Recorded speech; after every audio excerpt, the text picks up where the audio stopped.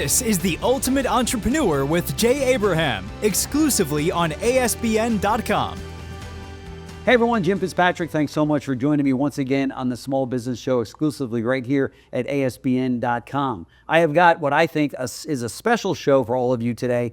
My guest today is Jay Abraham, who is a top executive coach, business leader, founder and CEO of the Abraham Group. He is also an incredible world traveler. And when I say that, if you check him out online, you're going to know what I'm talking about. He has shared the stage with the likes of Tony Robbins and so many other very, very well-known consultants and speakers out there. We're so happy to have him in the studio with us today for all of you. So without any further ado, thank you so much, Mr. Jay Abraham. Come on, it's my pleasure. I'm honored to be here. Sure. So as I said in the opening, you have shared the stage with so many people. I've been very privileged. That's exactly right. And you've provided such great information, content, consultancy to so many small business owners and large business owners, I might add, around the world. True. So for those people that might have been living under a rock here for the last 10 or 20 years, tell our audience a little bit about yourself.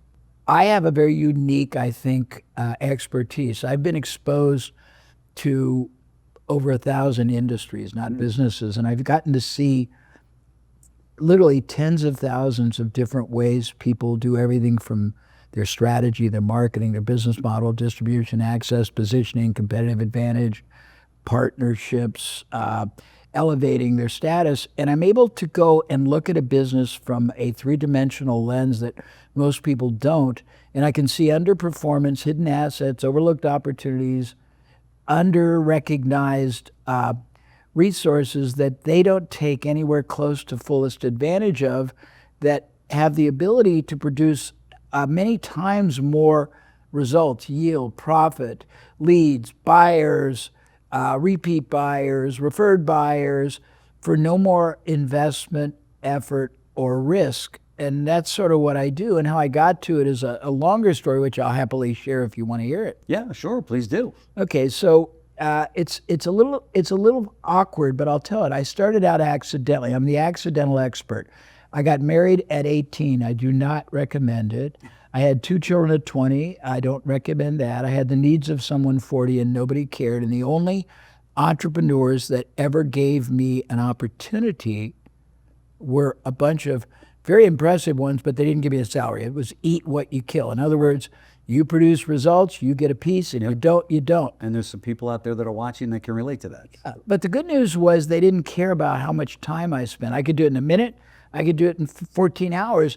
And because they didn't care, I always basically was sure that I made money, did 3, 4, 5 things at the same time. And as luck and the fate gods would have it, they were never in the same industry. After about 2 years in 10, 15 industries, I realized that people in one industry don't have a clue how people in other industries think, act, transact, generate business, all the different ways of doing. And most people in one industry, they generate business the same way as everybody else. Mm-hmm. And it's basically follow the herd. It's not because it's the highest, the best, the most profitable, the safest. It's just what everybody else does. Right. And that all they can be is a little bit better or a little bit worse. It's a very incremental kind of an advantage.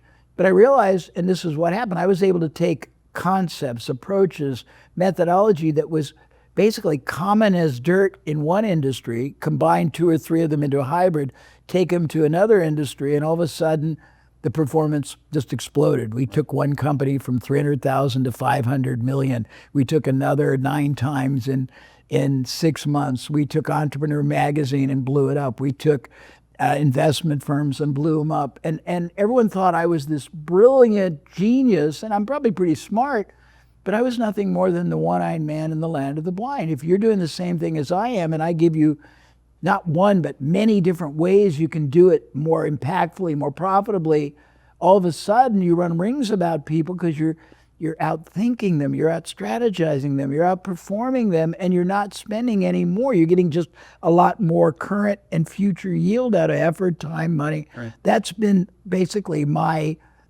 skill, but along the way, besides the 1,000 industries I've worked in that I've been able to learn from, I've helped about 300 relatively prominent world-class experts, none of which came to me for help with their methodology. They wanted to command more more preeminence. They wanted more higher price. They wanted people to see them as the only choice, but I had to learn it. So I understand performance from more vantage points and more impact levels and more facets of a business than I would say probably most people you would know, because I've been exposed in the real world to so many different ways of doing, thinking, acting, transacting, and that's given me a profound advantage, and I understand the power of geometry, which most entrepreneurs don't.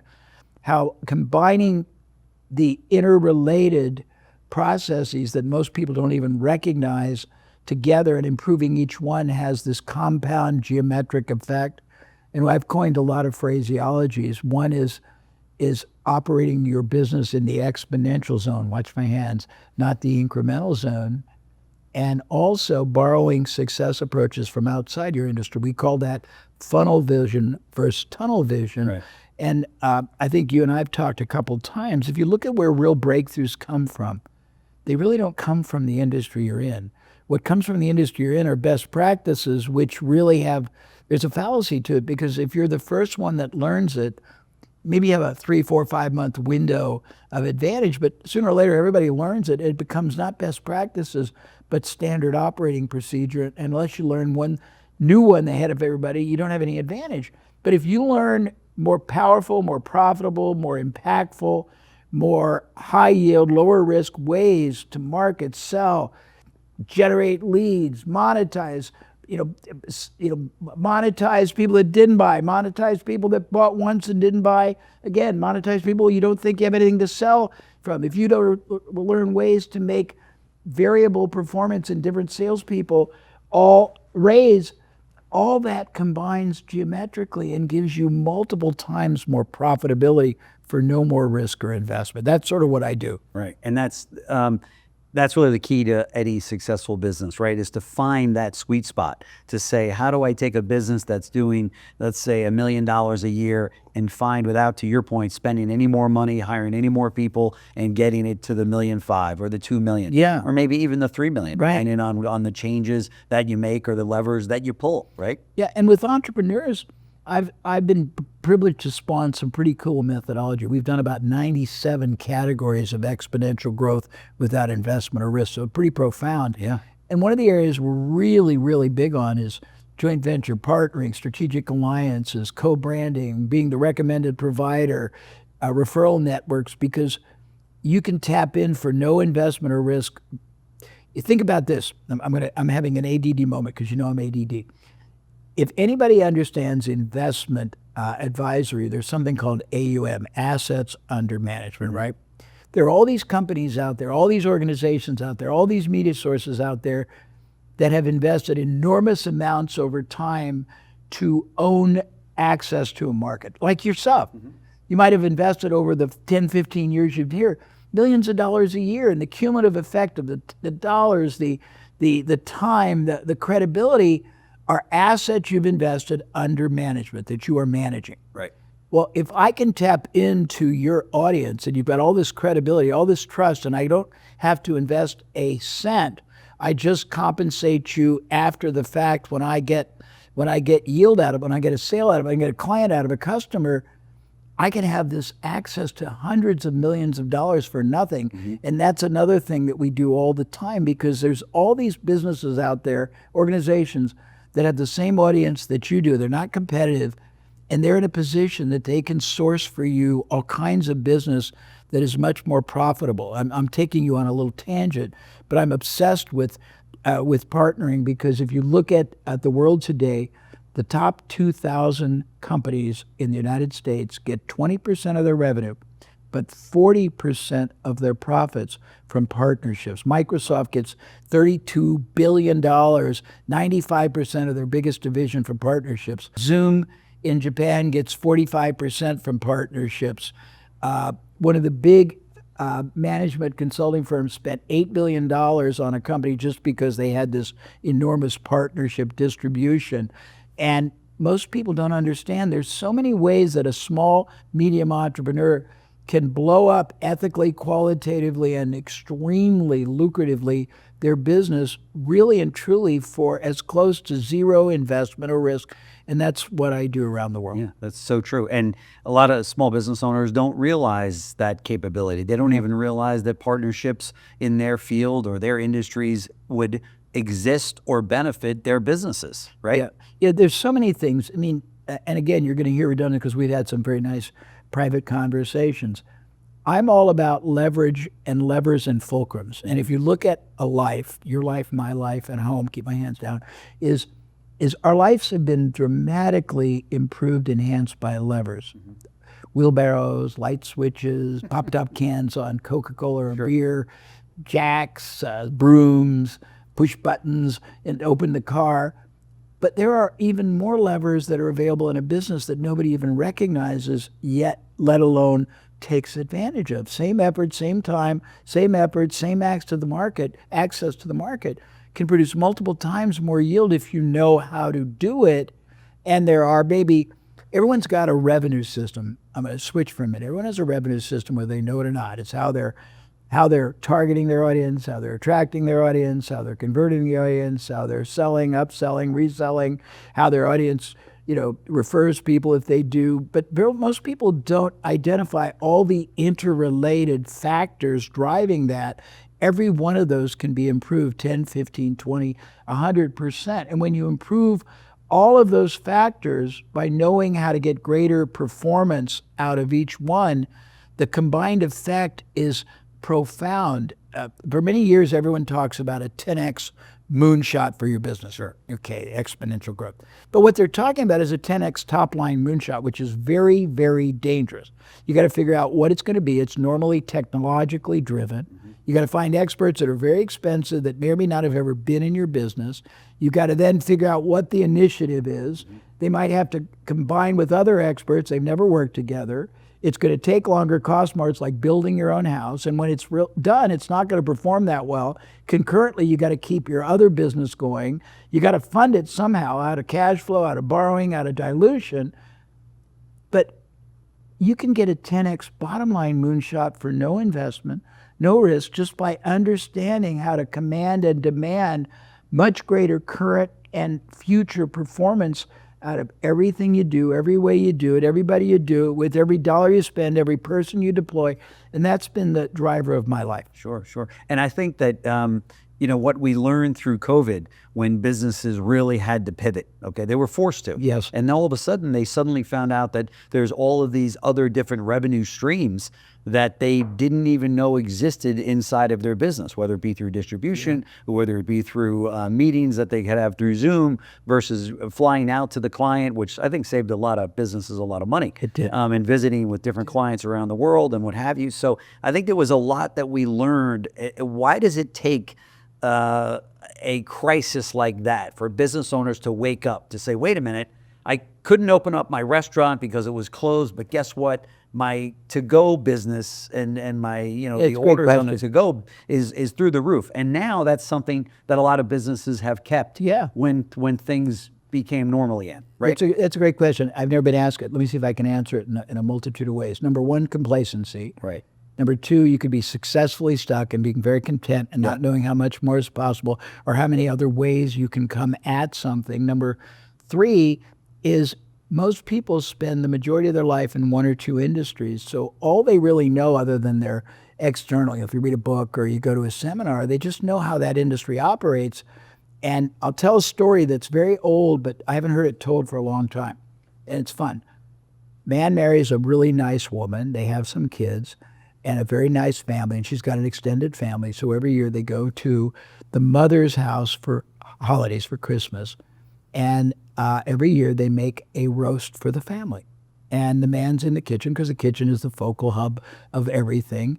And he watches every year because they start by taking a big roast that's raw, and they lop off the two ends, and then they put it in the oven and cook it. And the first year he thinks, that's sort of interesting, bizarre. Second year he goes, that's really weird. About year 5, he finally asks his wife, why do you cut off the ends of the roast, the raw roast, before you cook it? She goes, well, that's how my mother did it. And the mother's there. And he goes, Mom, why did you do that? She goes, because my mom did it that way and taught me. And so the grandmother is still alive and is rocking by the fireplace. So he goes and says, Grandma, why did you cut off both ends? She goes, when we came here from the old country, we had this teeny tiny apartment with the infinitely tiniest little oven, and the roast would never fit in it unless we cut it off, and we just kept doing it. We just kept doing and that's it that metaphoric for what most right. people do. It's a funny story, Yeah. but it really So it true. denominates what they go, okay, everyone else does this. Yes. I'm going to work harder and more grit, not more leverage, more grit, and I'm going to get more. And even if you're successful, all you can ever do or achieve if you're going to do the same thing the same way is incremental gain. That's right. Hopefully. Yeah, hopefully. Yeah. And the moment somebody else has more effort, more access, more anything, you lose ground. But if you think differently, act differently, strategize differently, access market differently, come at it differently, have a bigger, have a far more of a business model that is much more profitable, Right. you have great advantage. Sure. No question about it. And these are the types of things that business owners need to be reminded of constantly, right? Because they get into the minutia of running their business the way that they've always run their business, and days turn into weeks, weeks turn into months. At the end of the year, you go, how come we didn't do as well as we thought we were going to? How come we didn't hit our numbers? When in reality, they didn't pull any of those levers to do things differently than they did last year. Stated. That they know in their heart of hearts, if they did, it would yield a greater return. Well, it's beautifully stated. I would argue that today, more than any other time, they have to think differently about their business and about competition, because they're going to be marginalized if they don't. Right. And I'm here to say this, technology is incredible and there's so many ways to add it, but you can improve the performance of I've very, very, very rarely, and I've done it all around the world, and I've done it for some very impressive people who would acknowledge this, I've very rarely seen a business that even comes close to optimizing, maximizing, or multiplying performance. Optimizing means making it the best, maximizing the biggest, and multiplying means replacing it with higher, better, either that or expanding it and using the leverage that's inherent in it. And if you do that, one of the things people don't realize, if you have a higher than industry average profit and you're getting a much greater lifetime value out of a buyer, you have an enormous advantage because you've got more available capital to invest in acquiring them. More advertising you can spend, more bonuses you can get, more commission, more access vehicles. And it's just a very competitively superior way to think. But as I said, if you've been trained to say, I got into this business and Jim's business does it this way, I'm going to do it this way, but I'm going to work harder. I'm going to spend more. I'm going to do it the same way, so I'm going to be more significant. But you're really not going to be geometrically or exponentially. You're just going to be incrementally more evident. You can't win if you do the same thing the same way. Even if you're a little bit better, you'll never win. You'll just get little growth. That's right. And companies and businesses can learn so much from outside their industries, right? You mentioned in a previous conversation that a lot of people are, will take travel and they'll travel outside their state, outside their country, but you got to travel outside your industry, right? Yeah. If you want to learn.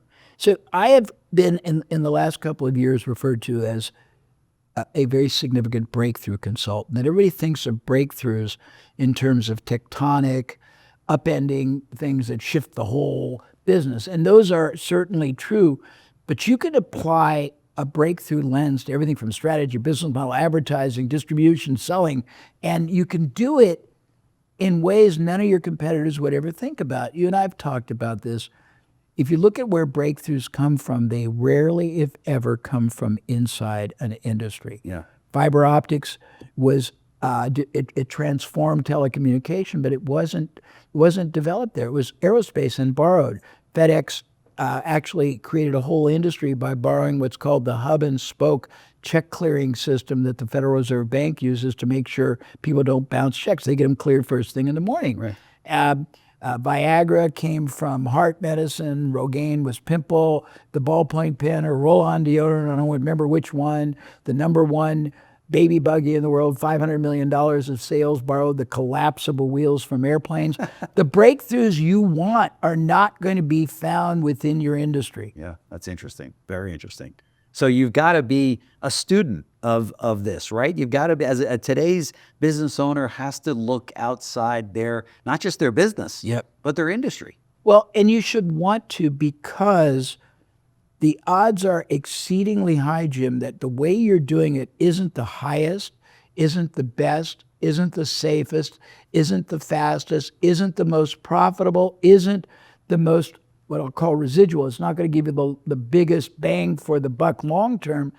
It's only the best way you've seen in your limited vacuum of your industry. That's right. That's right. Very good point. Very good point. Let me ask you this. Yes, sir. There's a little bit, as we close out the session, I really appreciate all the time you've given us. Yes, sir. There's a lot of concern out there about the economy. We're hearing about tariffs, and that kind of is somewhat of a threat over all business owners today. It's a big concern. Interest rates continue to, business owners continue to struggle with interest rates as well.